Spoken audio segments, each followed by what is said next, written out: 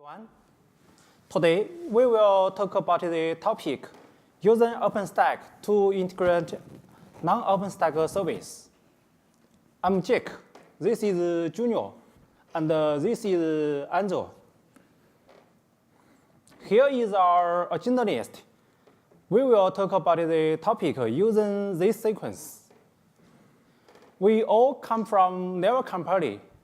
Here, is there someone who already knows Naver? Hands up, please.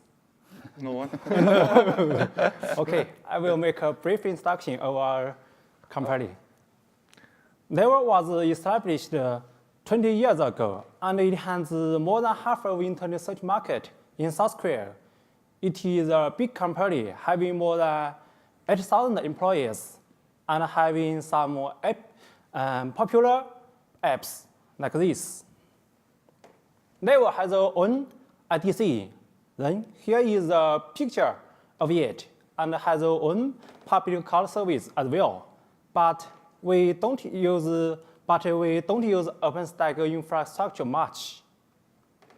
Our topic is about Pasta, which is an in-house PaaS in Naver. Currently, it has more than 1,000 projects and more than 800 daily users, and has already integrated more than 10 platforms so far. Then my colleague Junior will show the demo what the Pasta looks like. I'm Junho. I will show you how the Pasta looks like. It's just common, in-house PaaS. If you type the Pasta URL, it will show even for the Pasta page will be shown. Those are services which is same as project in OpenStack. So if you create a service, which will eventually create OpenStack service, and then we can name the service name and title, and we can provide the role to that service, and the member as well. And then if you click the save, it will eventually create a new project in the OpenStack, and the sample OS service, which is will be created, and we will forward you to the appropriate website. If you see the URL over there, sample OS is over there, so it is the website for that project. We call it service. A little bit confusion, but and then if you click the administration there, if you click the user setting, you can add a new user or member or admin to that service as well. If you click save there. And then if you click the select platforms over there, the whole platform we have 40 will be displayed. And if we search the platform over there, one of them will be shown. The Kaleido is our platform for the synchronization. It's like a Google Docs. And if you click the getting started, the workspace page will be shown. And then project to use the platform, we should create a workspace in these places. And it is necessary to enter several property when we create the workspace there. And the workspace page will be finally shown. And then the Kaleido,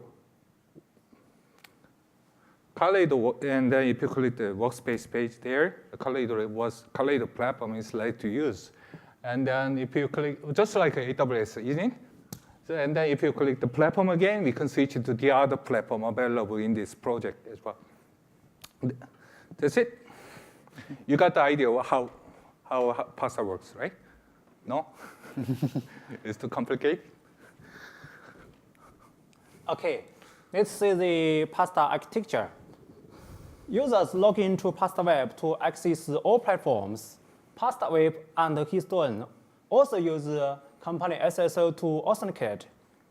All platforms are integrated to Pasta Web, and the platforms use Keystone to verify the token.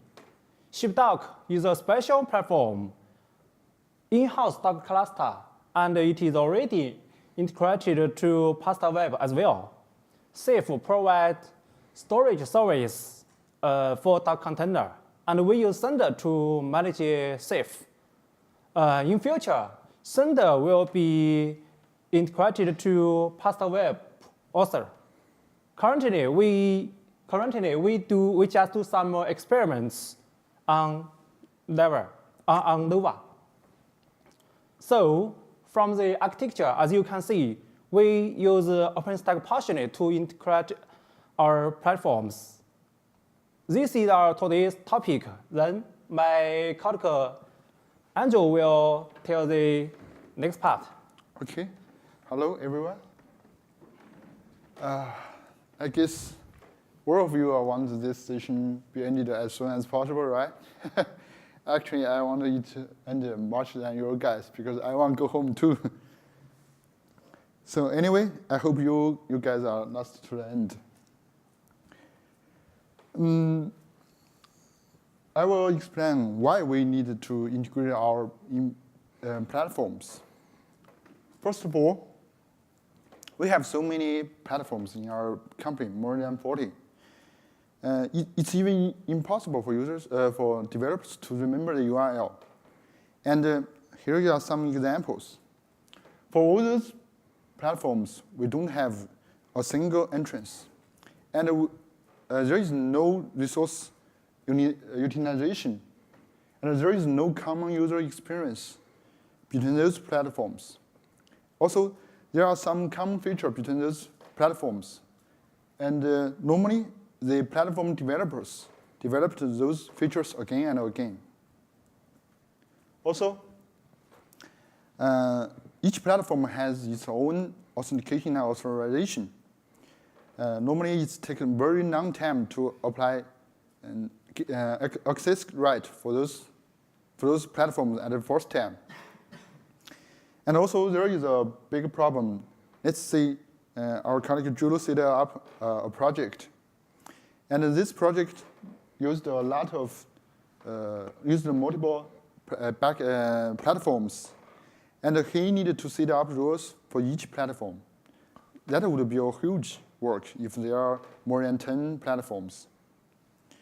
I think those I mentioned are easily happen when platforms wasn't developed under control. So we have to do some investigation, and AWS come to our site. AWS has many features which meet our needs. So we decided to make our PaaS platform as service like AWS. So what kind of components enable PaaS? In our idea, there are two. One is integrated console. Another one is dynamic resource provisioning. The dynamic resource provisioning is handled by our team. So today we just focus on the integrated console. So for to make a PaaS, what needed? To make a new from scratch, or just start from some open sources or commercial systems, or just based on OpenStack. After some study and comparison, we just decided to adopt OpenStack, especially the Keystone. From the architecture introduced by our colleague Jack, we use OpenStack partially, some points of it, to adapt to integrate the platforms.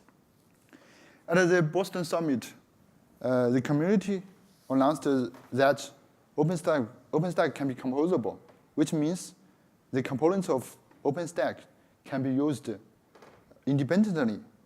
And that's the same as our idea to use OpenStack partially to integrate platforms. So next part, I will explain how we used Keystone to integrate our platform's authentication and authorization.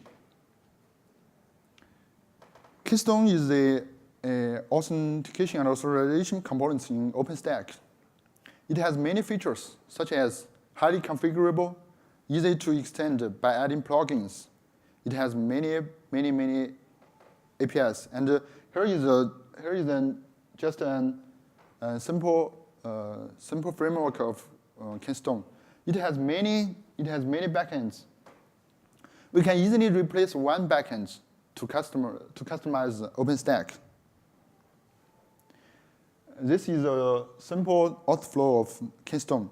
user input the ID and password in Horizon. And Horizon passed those ID and password to Keystone. Keystone returns an auth token. Horizon uses this auth token to the OpenStack components. OpenStack components use Keystone to verify those tokens. But this basic flow doesn't meet our needs. We needed to integrate our company's SSO, and we needed to save any user information in our database, because we wanted to delegate as much as possible. So to address those problems, we just made our own auth plugin. In our pasta, if user use pasta web to log in, they will use our company's auth to log in, and it will generate a token. And if your user use OpenStack clients to log in, it will use ID and password. Keystone will pass those information to the auth plugins. So next, we will use the company's OAuth provider to verify the OS token, and use the default AirDAP identity plugin to verify the password. Once the verification is done, we get the identity from the AirDAP identity backend plugins, and returns an auth token to the clients. And clients bring those tokens to the platforms. The platforms use Keystone to verify it.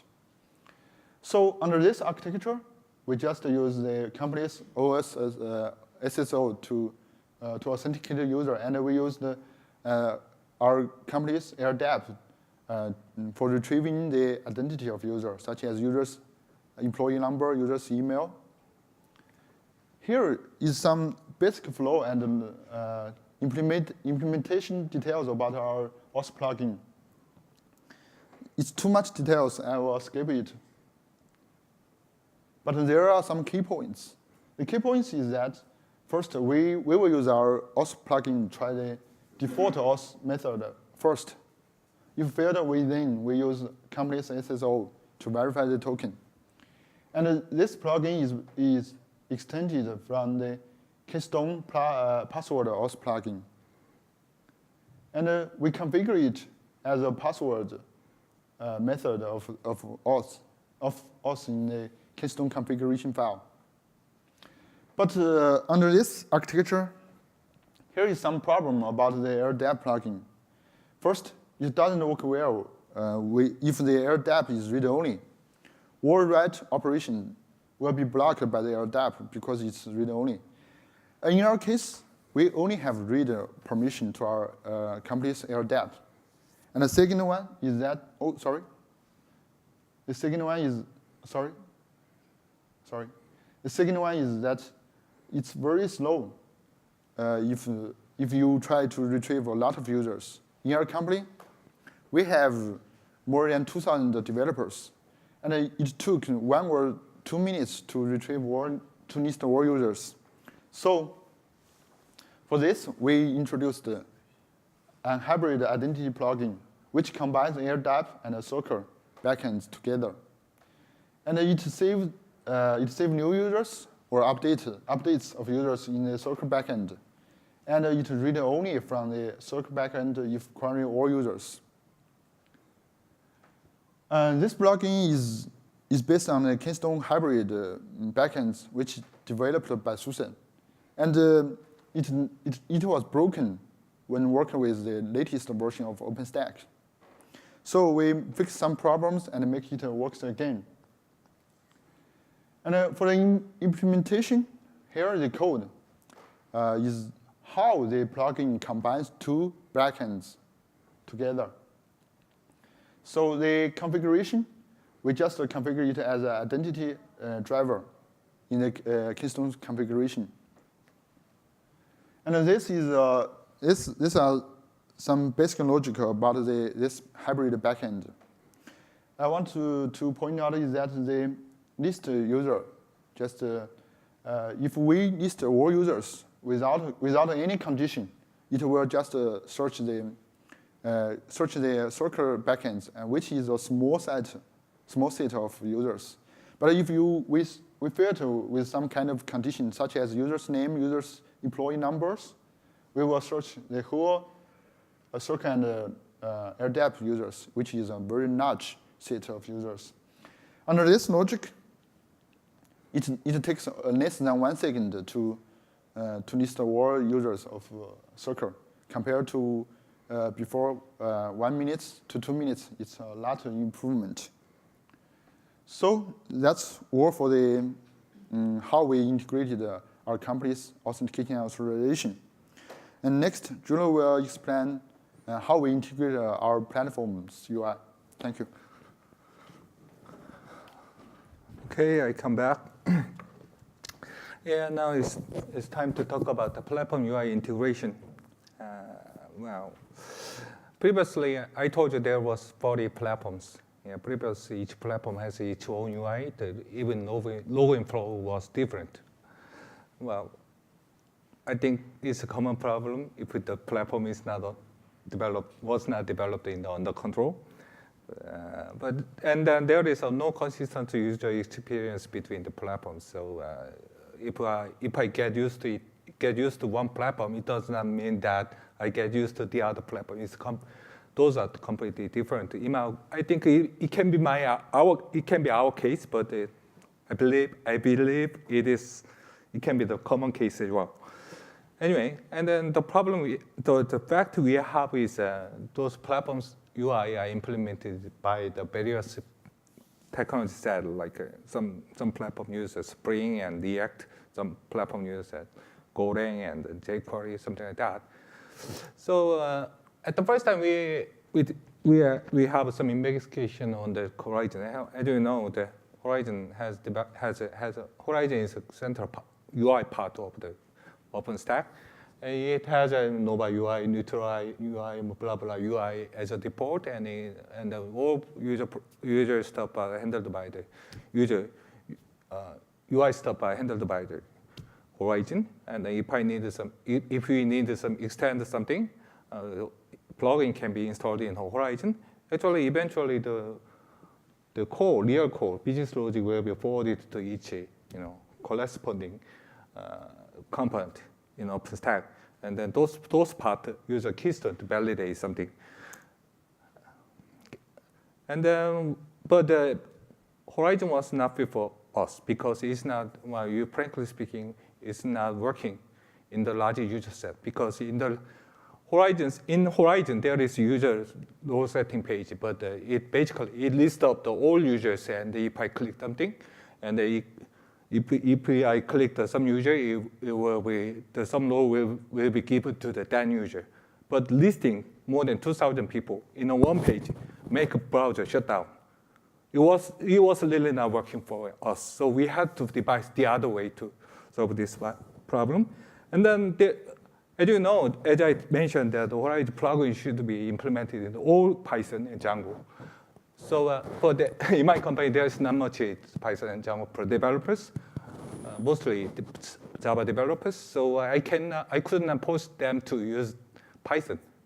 So we need a special way to integrate those platforms into one place, not using Horizon. So and the other important part for us is how to evenly distribute UI job is up to the platform developers, not us. It's a Pasta developer. Pasta developers to integrate those distributed UI stuff into one place, but they have to develop independently. Even they deploy their stuff independently. That was my goal, one of my goals. So you guys already know about the microservice architecture. It's something like that. Horizon is exactly the same as this. But UI part is monolithic app, actually, because they are running the one process, right? And then each service, OpenStack service, run as a microservice. But as I mentioned before, the UI is run in the one process. So we like to divide those integrated UI stuff into each platforms. That's what I wanted. So each platform render their UI, and the UI integrator over there just integrate the response. That's what we wanted, to distribute the UI development job and then and then each platform's UI can be deployed independently. So which means that something like that. The header over there will be handled by will be composited by the pasta itself, UI integration part, and the center of the screen should be rendered by each platform. So how to make it? I'm Java developer, and we all Naver developer use Java very well. So we decide to develop the pasta using Spring. In the Spring technology, there is named Spring Cloud. There is some technology named Spring Cloud Netflix Joule. You guys may not know about it very much. Netflix Joule is kind of decorating request and then decorating response. When the user requests come to the pasta, and it goes to the pre-filter, which adds some head. You can add in the pre-filter. You can add some header or cookie or blah blah modifying the request, and then if it goes to the request goes to the routing filter and deciding where the request finally should go, and then it will and then the backend and the request will go forwarded to the backend server, and then backend server returns some response to the routing filters, and then it goes to post filter, and then we can add up some we can decorating the response for our need to fit my needs. This is final realization, just like that. When pasta web boot up, it asks the Keystone to build a routing table. So depending on the context path each URL has, where the request should go, the routing table contains that information. So it constructed a routing table, and then when user access the pasta like this, you should keep mind about the platform ID over there. It firstly access the auth stuff to verify to the user login, and then based on the platform context path first part of the URL, it decides where it should go based using the routing table, and then the request goes to some platforms, and then platform definitely, as just OpenStack does, verify the user access token to the Keystone. This one is right guy or not.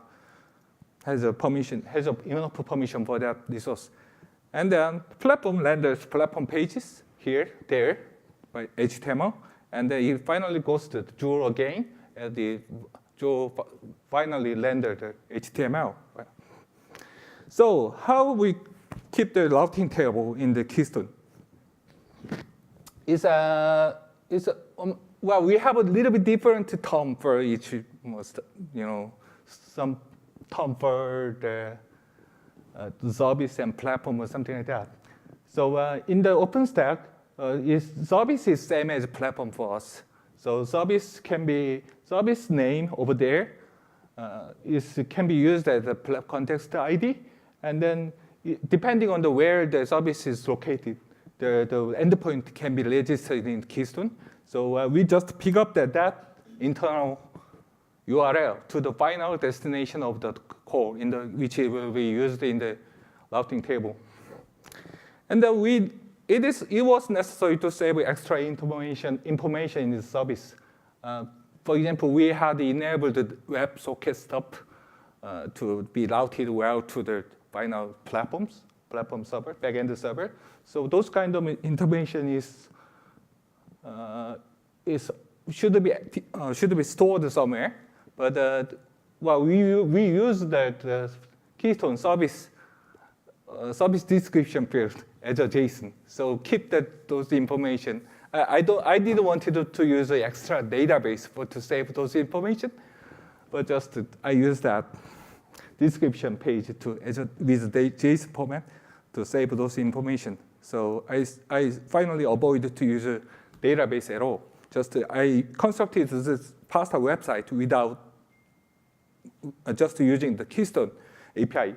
And then finally, there is some project same as the service in the pasta.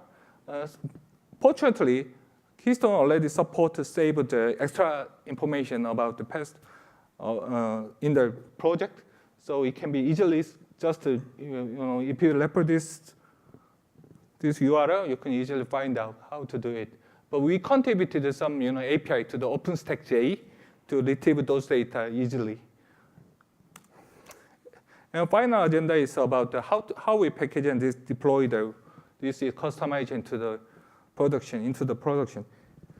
Pasta Web is just a typical web application. Well, even though it has some routing features, but actually it is web application. So we package and deliver just in the traditional way. But Pasta OpenStack is OpenStack. There's many OpenStack delivery methods.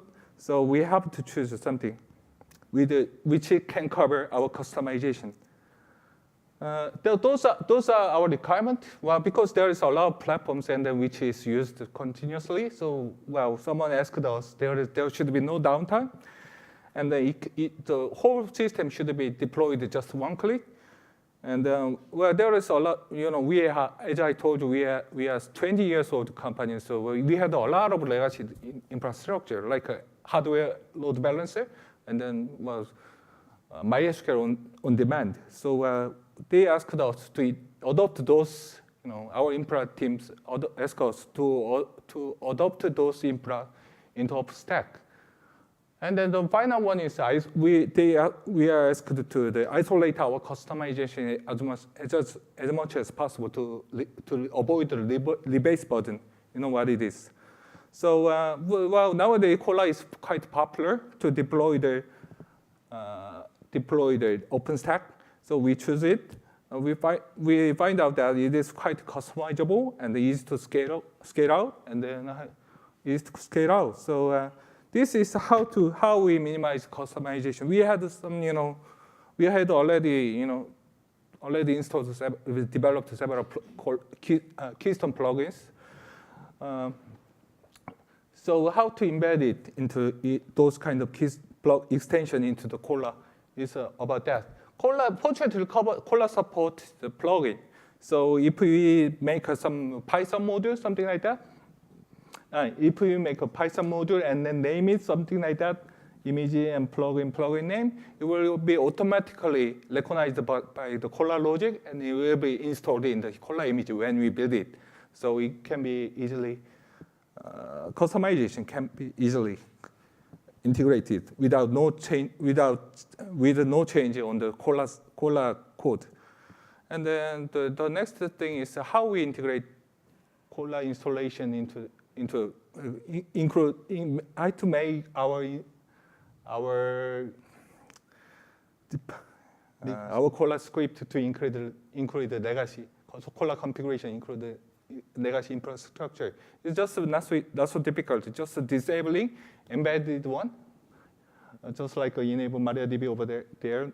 Put node there, and then HA proxy. It's also embedded load balancer in Cola. Just to put node there, and the pointer existing one to existing pointing, and then the other configuration, the database, and then Cola internal VIP. If we point those configuration to point the existing system, it can be easily integrated into legacy system. Then finally, no downtime. Unfortunately, we had only Keystone right now, so it might be easier for us to achieve no downtime in the deployment. But the basic flow is something that we had to use a typical L7 check flow, L7 check to achieve no downtime. The first time, we do rolling upgrade. Firstly, at the first keystone should make a keystone return the non-200 HTTP state, and then change it, and then just wait until load balancer switch the old traffic to this node to the others, and then stop and upgrade the keystone, and then wait for keystone is back, and then make it, and then the hash check URL. I made the hash check URL successful again, and then we will join to the L7 and do it repeat to the other node. This can be done if we assign the serial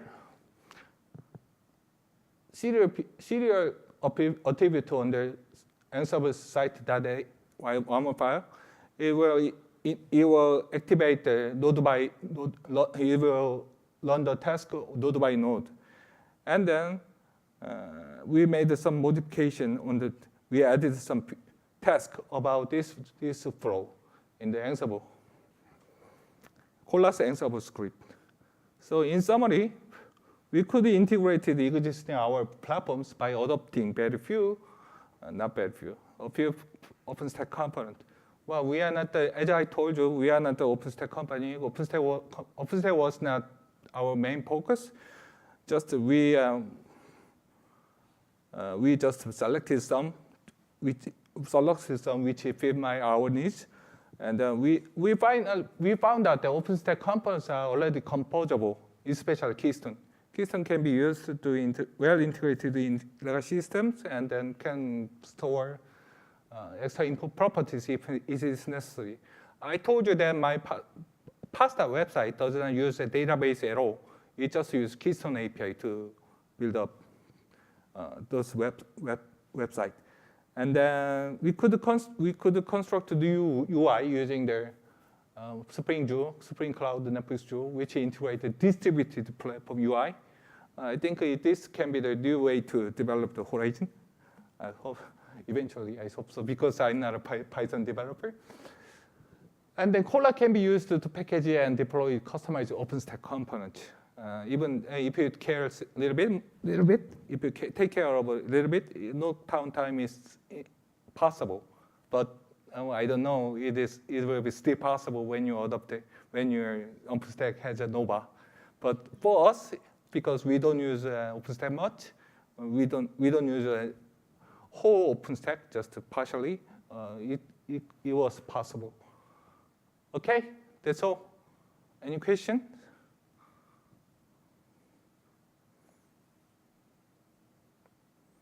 No? Well, it's time to go, right? Time to go.